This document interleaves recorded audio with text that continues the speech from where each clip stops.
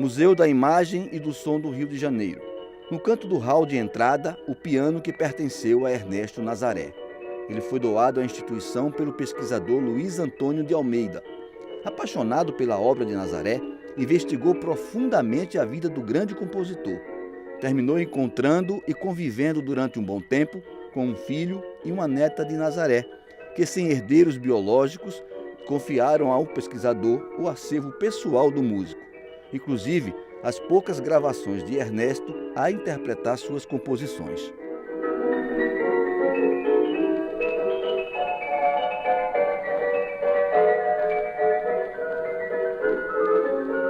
Luiz Antônio levou 37 anos para realizar sua pesquisa sobre Nazaré.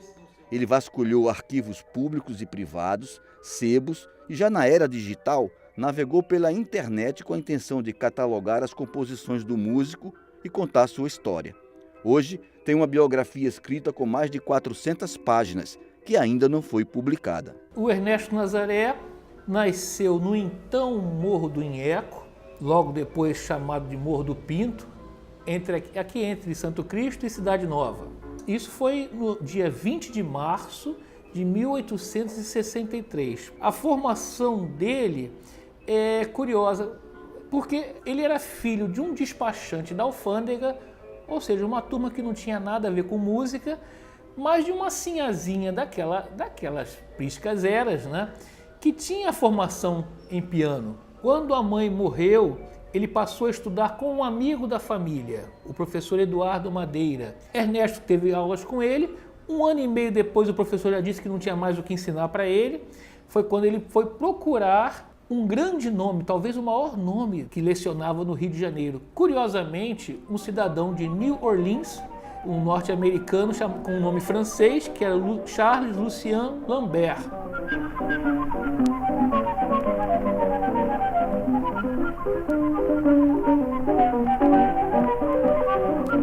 Ernesto Nazaré viveu num período importante de nossa história, nas últimas décadas do século XIX e nas primeiras do século XX, um tempo em que o país mudava.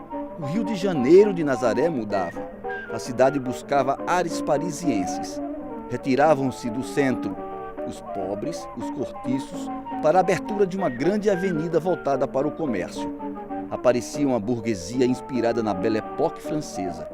Mas nas ruas, nos subúrbios, nos morros, se ouvia lundus e batuques africanos. Um tempo rico que se reflete na arte de Nazaré.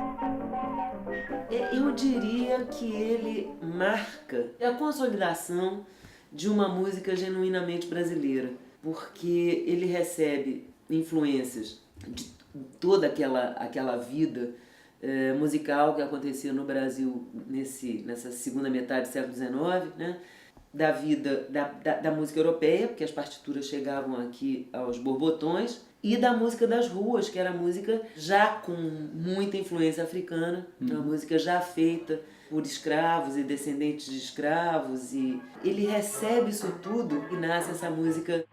A musicista Bia Paz Leme é coordenadora de música do Instituto Moreira Salles, que mantém no ar um site comemorativo aos 150 anos de Ernesto Nazaré. Aqui nós temos uma seção imagens, tá? Que pode ser navegada escolhendo-se temas, né? Aqui, por exemplo, ó, é a página da obra, ou seja, a obra completa, né? Onde a gente tem todas as 211 composições listadas. Depois vem, então, a discografia, tá? Onde nós temos listadas quase 2.500 gravações em todos os continentes ele chegou. Villa-Lobos dizia que Ernesto Nazaré era a verdadeira encarnação da alma musical brasileira. No entanto, Ernesto vivia se lamentando por não ter estudado na Europa. Chegou aos prantos quando assistiu a uma apresentação de Guiomar Novaes, dizendo que gostaria de ser como a pianista clássica. Ele não tinha noção da genialidade dele? O que acontece com o nosso querido Ernesto Nazaré é que realmente aquele trabalho que ele fazia na nossa música, na música brasileira, ele não tinha essa ideia do que estava acontecendo, a importância dele. Então, ele sempre pensou em termos de uma música universal, de uma música clássica, com o surgimento de figuras como Renato de Almeida, o Mário de Andrade, musicólogos, que começaram a resgatar a importância real do Ernesto Nazaré. Quando ele passou mal no Teatro Municipal, que ele teve uma crise de nervos, né, assistindo a Guiomar Novaes, aí veio o lado do frustrado, né, o lado daquele cara que quer tocar bem e quer ir para a Europa, porque é a Europa que vai ensiná-lo, mas é tudo uma coisa da cabeça dele, né? Ele também já estava idoso, cansado, a doença já estava minando a sua saúde, né? Ele era sifilítico. As pessoas achavam que ele estava nervoso porque estava ficando surdo, ficou muito surdo, né? E no Uruguai, ele, na companhia da filha dele e de uma amiga da filha dele, da Eulínia e da dona Mercedes, ele entrou numa casa de música de Julio Mosquet. E na casa de música, ele viu pianos maravilhosos, sentou e começou a tocar. E não havia jeito de tirar o cara lá da frente do piano.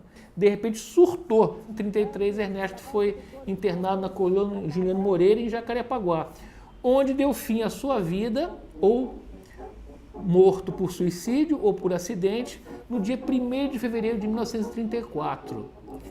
Afogado numa represa que ainda hoje abastece de água aquela região.